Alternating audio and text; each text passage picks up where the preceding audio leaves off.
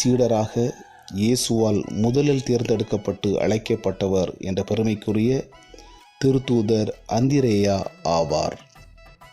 புனித அந்திரேயா பெத்சைதா என்னும் கலிலேய கடற்கரை கிராமத்தில் கிபி 5ஆம் ஆண்டு பிறந்தார்.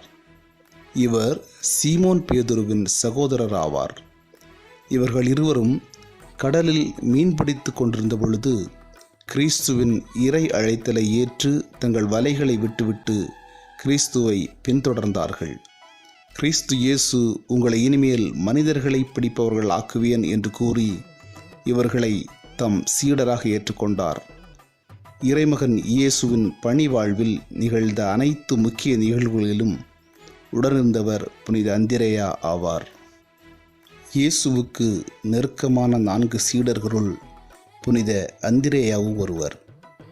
மலைப்பொழிவில் இயேசு மக்களுக்கு போதித்த பிறகு கூடியுள்ள மக்களுக்கு உணவளிக்க தம் சீடர்களுக்கு கட்டளையிட்டார்.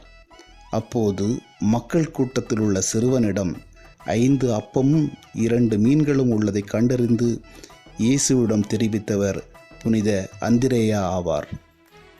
திருவிழாவில் பங்கு கொள்ள வந்த கிரேக்கர்கள் இயேசுவை சந்திக்க விரும்பி அவரது சீடர் தூய பிலிப்பிடம் கூறியபோது அவர் புனித அந்திரேயாவிடம் அவர்களை அழைத்துச் சென்று இயேசுவிடம் அவர்களை அழைத்துச் செல்லுமாறு கூறினார்.